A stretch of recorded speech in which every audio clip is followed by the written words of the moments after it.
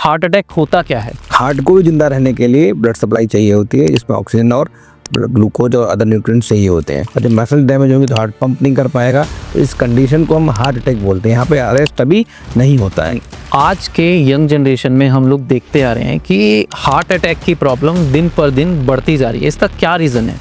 ठीक है, युवाओं में आजकल स्ट्रेस, हाइपरटेंशन, डायबिटीज, मोटापा, टाइप ए पर्सनालिटी, साथ में सेडेंटरी लाइफस्टाइल, ऐसे कई सारे कारण हैं जिसकी वजह से युवाओं में हार्ट अटैक बढ़ रहा है। एक बहुत बड़ा कारण युवाओं में देखा जा रहा है because of their smoking habit. Reality of cooking oil, जो हम लोग घर में कुकिंग ऑयल यूज़ करते हैं, क्या ये हमारे हार्ट को दिन पर दिन बीमार करता जा रहा है? तो कोशिश ये करना चाहिए कि एक तो फैट की जो अमाउंट है, वसा की अमाउंट है, वो लिमिट कर दें।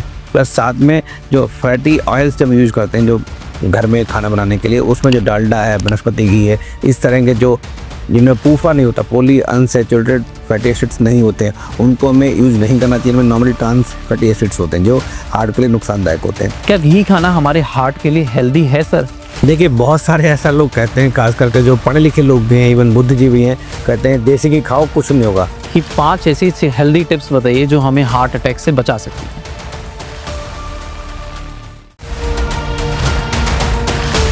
नमस्कार और स्वागत है आपका फिलिक्स हॉस्पिटल कार्डियोलॉजी पॉडकास्ट के अंदर।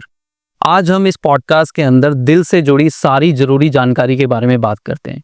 आज हमारे इस पॉडकास्ट के अंदर special guest doctor DK. Gupta, chairman of Felix hospital. नमस्कार, वेलकम डॉक्टर। तो सर, मेरा पहला क्वेश्चन ये है कि ये हार्ट अटैक होता क्या है?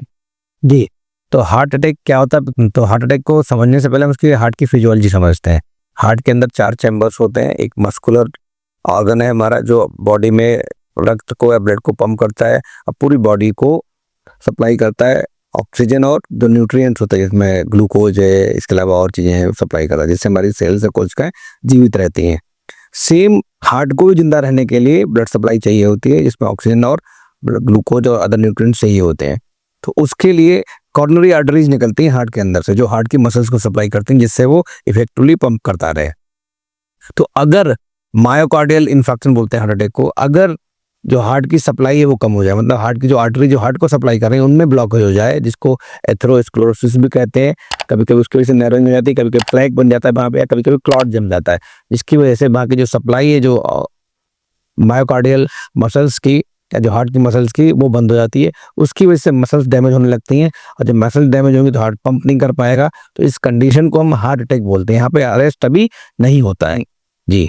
और उसके जो कॉमन सिम्टम्स हैं, किसी व्यक्ति के लिए वो चेस्ट में पेन होगा, भारीपन होगा, चेस्ट पेन लेफ्ट साइड को रेडिएट हो सकता है, और नॉर्मली डिफ्यूज होता है, भारीपन, घबराहट होती है, साथ में पैल्पिटेशन होता है, पसीना आता है, स्वेटिंग आती है, और कभी कभी लेफ्ट साइड में जा सकता है, इवन राइट साइड में जा सकता है, नेक में, जॉ में जा सकता है, ब्रीदिंग डिफिकल्टी हो सकती है। तो ये सारे सिम्टम्स इसके साथ में हो सकते हैं हार्ट अटैक में।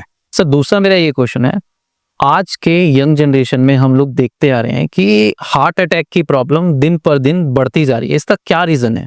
ठीक है, युवाओं में आजकल स्ट्रेस, हाइपरटेंशन, डायबिटीज, मोटापा, टाइप ए पर्सनालिटी, साथ में सेडेंटरी लाइफस्टाइल, ऐसे कई सारे कारण हैं जिसकी वजह से युवाओं में हार्ट अटैक बढ़ रहा है। मतलब नॉर्मली ये देखा जा रहा है कि युवाओं में जो हाइपरटेंशन है वो बढ़ गई। मतलब जो ब्लड प्रेशर की बीमारी पहले कम होती थी लोगों में, ओल्डर एज में होती थी, वो अब हर चौथा व्यक्ति जो है इस समय कहीं ना कहीं हाइपरटेंसिव है एडल्ट में। इसके अलावा डायबिटीज़ में हम लोग दुनिया की कैपिटल बनते आ रहे हैं, और डायबिटीज़ में भी अगर किसी को है तो उसमें हार्ट अटैक की संभावना बढ़ जाती है, और साइलेंट हार्ट अटैक होता है उनके अंदर। तीसरा, मोटापा एक बहुत बड़ा कारण है कि ओबेसिटी बढ़ जाना, जिसकी वजह से लोग, इसका जो कारण है कि लोग एक्सरसाइज नहीं करते, जिनकी सेडेंटरी लाइफस्टाइल, इसके वजन बढ़ जाता है, वो diabetes, hypertension, even cardiac problems को क्रिएट करता है। इसके अलावा स्ट्रेस एक बहुत बड़ा फैक्टर है। मेंटल हेल्थ का देखा गया है कि इस समय स्ट्रेस एक कॉर्पोरेट जगत में, इवन प्रोफेशनल लोगों को स्ट्रेस की वजह से हार्ट अटैक की संभावना बढ़ती जा रही है। टाइप ए पर्सनालिटी, मतलब आप बहुत ज़्यादा एग्रेसिव हैं, बहुत फास्ट हैं, बहुत ओवर एम्बिशियस हैं, ऐसे लोगों को भी हार्ट अटैक बढ़ जाता है। इसके अतिरिक्त एक बहुत बड़ा कारण युवा में देखा जा रहा है because of their smoking habit. Smoking क्या करती है, जो हमारी आर्टरीज हैं उनमें इन्फ्लेमेशन कर देती है और एथेरोस्क्लेरोसिस को बढ़ावा देती है, जिसकी वजह से ब्लॉकेज होता है। तो स्मोकिंग बहुत बड़ा फैक्टर है। इसके अलावा अल्कोहल है और ड्रग अब्यूज है। ये ऐसे कई सारे कारण हैं जिसकी वजह से युवा में हार्ट अटैक बढ़ रहा है। क्या एक ईसीजी टेस्ट से सर हम अपने हार्ट की हेल्थ के बारे में पता कर सकते हैं? ईसीजी यानी इलेक्ट्रोकार्डियोग्राम एक बहुत ही फास्ट, बहुत ही प्रॉम्प्ट, बहुत ही सिंपल और बहुत ही रिलायबल टेस्ट है। लेकिन ईसीजी नॉर्मली हमारे हार्ट की जो हृदय की करंट कंडीशन को बताता है, मतलब जो करंट क्या चल रहा है इस समय। और उसमें हार्ट अटैक हो रहा होगा तो 95% 90% ज़्यादा चांसेस हैं कि वो उसको कैप्चर कर लेगा। बट अगर पुराना हार्ट अटैक हुआ हो या एंजाइना चल रहा हो कभी कभी, या एक बार हार्ट अटैक हो भी रहा हो, वो भी मिस हो सकता है। तो ईसीजी अकेला एक मार्कर या टेस्ट नहीं है जो हार्ट की जो कंडीशन को सही से असेस कर ले। ईसीजी के साथ में अगर ईको कराते हैं आप, टीएमटी करते हैं, या स्ट्रेस ईको करते हैं, लिपिड प्रोफाइल करवाते हैं, ब्लड शुगर करवाते हैं, या कॉर्नरी एंजियोग्राफी कराते हैं, सीटी एंजियोग्राफी कराते हैं, या कैल्शियम स्कोरिंग कराते हैं, तो ये सारे टेस्ट मिलके आपको एक सही कंक्लूसिव चीज बता सकते हैं कि आपको हार्ट अटैक है या नहीं है। सर अगला क्वेश्चन मेरा ये है कि रियलिटी ऑफ कुकिंग ऑयल, जो हम लोग घर में कुकिंग ऑयल यूज करते हैं, क्या ये हमारे हार्ट को दिन पर दिन बीमार करता जा रहा है? क्या ये हम लोग को खाना सही है, या इसकी जगह हम कुछ और भी दूसरा ऑप्शन यूज कर सकते हैं? देखिए, नॉर्मली हम लोग कहते हैं कि जो फैट है, बसा जिसको बोलते हैं, जो ऑयल्स में काफी ज्यादा होता है, ठीक है, मैक्सिमम बटर बसा ही होता है, उसमें फैट ही होता है, इसको हमें अवॉइड करना चाहिए। बिकॉज फैट जितना खाएंगे उतना एथेरोस्क्लेरोसिस की संभावना बढ़ जाएगी, उतनी डायबिटीज की संभावना बढ़ जाएगी, इवन हाइपरटेंशन, ओबेसिटी, सारी बीमारियां जितनी लाइफस्टाइल डिजीजें वो बढ़ जाती हैं। तो कोशिश ये करना चाहिए कि एक तो फैट की जो अमाउंट है, बसा की अमाउंट है, वो लिमिट कर दें। प्लस साथ में जो फैटी ऑयल्स जब यूज करते हैं जो घर में खाना बनाने के लिए, उसमें जो डालडा है, वनस्पति घी है, इस तरह के जो जिनमें पूफा नहीं होता, पॉली अनसैचुरेटेड फैटी एसिड्स नहीं होते हैं, उनको हमें यूज नहीं करना चाहिए। इनमें नॉर्मली ट्रांस फैटी एसिड्स होते हैं जो हार्ट के लिए नुकसानदायक होते हैं। तो हमें मस्टर्ड ऑयल है, या ऑलिव ऑयल है, या ऐसे ऑयल जो रूम टेम्परेचर पे भी जमते नहीं, जो लिक्विड रहते हैं, मीन उनमें पूफा की मात्रा अधिक होती है, वो आपके हेल्थ के लिए अच्छे होते हैं। सनफ्लावर ऑयल है, तो आपके हार्ट के हेल्थ के लिए अच्छे होते हैं। क्या घी खाना हमारे हार्ट के लिए हेल्दी है सर? क्या वो हमारे कार्डियक अरेस्ट को रोकता है? ये मिथ्स काफी ज्यादा मैंने सुना है। देखिए, बहुत सारे ऐसा लोग कहते हैं, खास करके जो पढ़े लिखे लोग भी हैं, इवन बुद्धिजीवी हैं, कहते हैं देसी घी खाओ कुछ नहीं होगा, बट ऐसा नहीं है। अधिक मात्रा में देसी घी भी आपके लिए हानिकारक हो सकता है। तो एक लिमिटेड क्वांटिटी में अगर देसी घी खाते हैं तो वो आपके लिए हेल्दी है, ठीक है, आपके रिक्वायरमेंट को पूरा करता है। और खास करके जो A2 गाय है जिसको बोलते हैं, उसका घी जो है वो नॉर्मली कुछ स्टडीज में ऐसा देखा गया कि जो आपका हेल्दी लिपिड है जिसमें HDL है उसको बढ़ाता है। तो कहीं ना कहीं A2 गाय का घी खा सकते हैं, और वो भी लिमिट मात्रा में। और ओवरऑल देसी की मात्रा बहुत कम लेनी चाहिए, एडेड घी नहीं डालना चाहिए सब्जी या दाल में या रोटियों में। और जितना 5 ml से 10 ml या 5 ग्राम से 10 ग्राम तक हम जो रोजाना लें, उतना आपकी बॉडी के लिए सफिशिएंट है। अगर वो मात्रा में लेते हैं तो आप हेल्दी और फिट रहेंगे। क्या प्रोटीन सप्लीमेंट्स हमारे हार्ट के लिए बेहतर है, या हमारे हार्ट को बीमार करता जाता है? देखिए, प्रोटीन सप्लीमेंट खास करके अगर जिमिंग से जोड़ेंगे, ठीक है, बॉडी बिल्डिंग से जोड़ेंगे, तो कहीं ना कहीं जो हमारे प्रोटीन की जो रिक्वायरमेंट होती है हमारी बॉडी की, वो चाहिए होती है जो हमारे मसल्स हैं उनको रिपेयर करने के लिए। मसल जो डैमेज होती है रोज की एक्टिविटीज में, और खास करके जिमिंग में, एक्सरसाइज में ज़्यादा डैमेज होती है। नॉर्मली जो हमारी प्रोटीन की रिक्वायरमेंट है वो 1 ग्राम से 1.5 ग्राम पर डे होती है पर केजी। मतलब अगर 50 किलो कोई व्यक्ति है, उसको 50 से लेके 70 ग्राम प्रोटीन रोज चाहिए।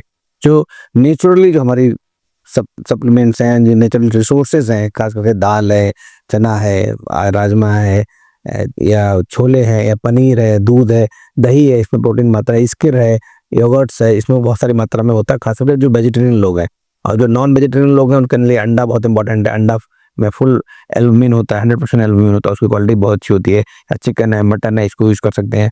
तो कोशिश यही करें, मैं सब लोगों को यही संदेश देना चाहूँगा, यही सलाह देना चाहूँगा कि जो प्रोटीन है, जो बाहर से डब्बे वाला प्रोटीन है, उसको नहीं खाना है। जो नेचुरल रिसोर्सेज है उसी से अपनी रिक्वायरमेंट फुलफिल करें, वो बेहतर है। बिकॉज इसके अंदर कोई प्रिजर्वेटिव नहीं है, कोई एक्सेस नेचुरली जा रही बॉडी में, नेचुरल एब्जॉर्प्शन होगा उसका, कुछ डैमेज, किडनी डैमेज या कुछ और डैमेज होने की संभावना बहुत कम हो जाती है। और जब भी आप प्रोटीन एक्स्ट्रा ले रहे हैं, सप्लीमेंट ले रहे हैं, तो अपना KFT और यूरिक एसिड भी देखते रहें। बहुत सारे लोग जब अधिक मात्रा में लेते हैं प्रोटीन, तो यूरिक एसिड बढ़ जाता है, जिससे उनकी जॉइंट्स की और मसल्स की प्रॉब्लम शुरू हो जाती हैं। नेक्स्ट क्वेश्चन सर, कि 5 ऐसी हेल्दी टिप्स बताइए जो हमें हार्ट अटैक से बचा सकती है। देखिए, बहुत आसान है। पहला कि एक्सरसाइज बहुत इंपॉर्टेंट है, मतलब रोजाना 40 से 50 मिनट एक्सरसाइज करें, चाहे स्विमिंग है, वॉकिंग है, रनिंग है, साइकिलिंग है, या कोई भी फॉर्म की कार्डियो करेंगे। अगर हफ्ते में 5 दिन भी करते हैं तो आपके हेल्थ को इम्प्रूव करती है। नंबर 2, खाना बहुत इंपॉर्टेंट है। डाइट, आपकी डाइट में बहुत ज़्यादा फैट नहीं होना चाहिए, बहुत ज़्यादा प्रोसेस्ड और जंक फूड नहीं होना चाहिए, या बहुत ज़्यादा कैलोरी रिच फूड नहीं होना चाहिए, शुगरी ड्रिंक्स नहीं होना चाहिए, वो भी हार्ट अटैक को बढ़ावा देते हैं। नंबर 3, अगर आप स्मोकिंग कर रहे हैं, अल्कोहल ले रहे हैं, सब्सटेंस यूज ले रहे हैं, तो ये आपके हार्ट के लिए बहुत खतरनाक है। तो स्मोकिंग किल्स योर हार्ट, तो स्मोकिंग बंद कर दें, बहुत जरूरी है। नंबर 4, अगर आपको डायबिटीज या हाइपरटेंशन है, तो डायबिटीज़ को कंट्रोल करें, हाइपरटेंशन को कंट्रोल करें, बिकॉज डायबिटीज से भी रिस्क हार्ट अटैक का कई गुना बढ़ जाता है, इवन हाइपरटेंशन से भी कई गुना हार्ट अटैक बढ़ जाते हैं। तो अगर डायबिटीज़ या हाइपरटेंशन उसको कंट्रोल करें। नंबर 5 लास्ट है, स्ट्रेस मैनेज करें, मेडिटेशन करें, योगा करें, प्राणायाम करें और रिलैक्स रहें, हेल्दी रहें, फिट रहें। तो ये थी आपको अपना हार्ट हेल्दी रखने के लिए जानकारियाँ, और इन सबको फॉलो करें, इससे आपका हार्ट हेल्दी रहेगा, आप फिट रहेंगे, आप दीर्घायु होंगे। और साथ में अधिक जानकारी के लिए हमारे इस चैनल को लाइक करें, कमेंट करें और सब्सक्राइब करें। Thank you so much.